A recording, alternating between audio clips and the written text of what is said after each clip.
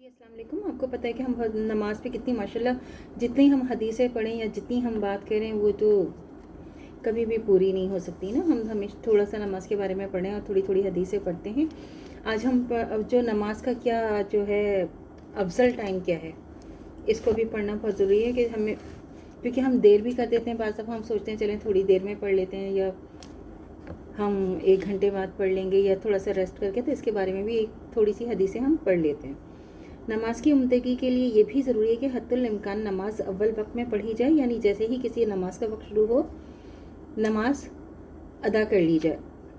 और ये पसंदीदा नहीं, इंसान दूसरे कामों में मसरूफ़ रहे और जब इस नमाज का वक्त ख़त्म होने लगे तो फिर उठकर जल्द अज जल्द नमाज पढ़े।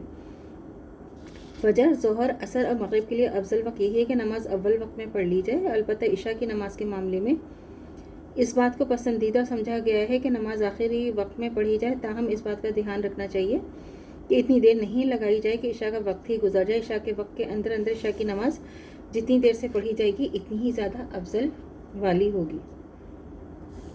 हज़रत उम्मे फरवा रज़ियल्लाहु तआला अन्हा, जिन्हें रसूल खुदा सल्लल्लाहु अलैहि वसल्लम से बैत करने का फ़ख्र हासिल था, फरमाती हैं कि रसूल खुदा सल्लल्लाहु अलैहि वसल्लम से दरियाफ़्त किया गया कि कौन सा अमल सबसे अफजल है, तो आप सल्लल्लाहु अलैहि वसल्लम ने फरमाया कि नमाज को उस वक्त के अव्वल वक्त में अदा करनी चाहिए। ये सही तिरमिज़ी की हदीस है। अला बिन अब्दुर्रहमान बयान करते हैं कि मैं बसरा में हज़रत अनस रज़ियल्लाहु अन्हु बिन मालिक के घर गया और मैं अभी ज़ोहर की नमाज से फारिग ही हुआ था कि हज़रत अनस रज़ियल्लाहु अन्हु का घर मस्जिद के पहलू में था। जब हम इनके पास पहुँचे तो उन्होंने फरमाया, क्या तुम लोगों ने असर की नमाज़ पढ़ ली है? तो हमने इनकी खिदमत अर्ज़ किया, हम तो अभी ज़ोहर पढ़ कर आए हैं। तो उन्होंने फरमाया कि असर पढ़ लो। इस पर हम खड़े होकर हमने नमाज़ पढ़ी। जब हम फारिग हो गए तो उन्होंने फरमाया कि मैंने रसूल खुदा सल्लल्लाहु अलैहि वसल्लम को फरमाते हुए सुना है कि ये मुनाफिक की नमाज है। वो बैठा सूरज को ताकता रहता है यहाँ तक कि जब वो शैतान के दोनों सींगों के दरमियान आ जाता है, यानी गरूब होने के करीब होता है, तो वो उठता है और 4 ठोंगे मार लेता है। इसमें वो अल्लाह को बहुत कम याद करता है। सही मुस्लिम की हदीस है।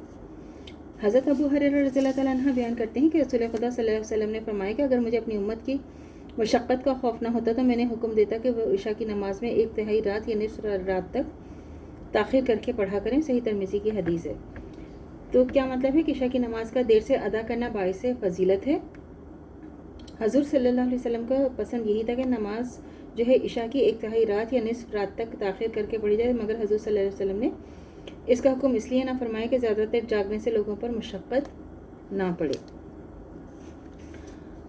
अब जो है सैयार बिन सलामा बयान करते हैं कि मैं और मेरा बाप हज़रत अबू बरज़ा सलमा रज़ियल्लाहु तआला अन्हु की खिदमत में हाजिर हुए। इनसे नमाज़ों के औक़ात के बारे में सवाल किया तो हज़रत अबू बरज़ा सलमा रज़ियल्लाहु तआला अन्हु ने फरमाया कि रसूल खुदा सल्लल्लाहु अलैहि वसल्लम ने ज़ोहर की नमाज़ इस वक्त पढ़ते थे जब सूरज ढल जाता था, और असर इस वक्त में अदा करते थे कि कोई शख्स लौटकर मदीने के इंतहाई किनारे तक जाता मगर सूरज अभी तक जर्दी ना आई होती।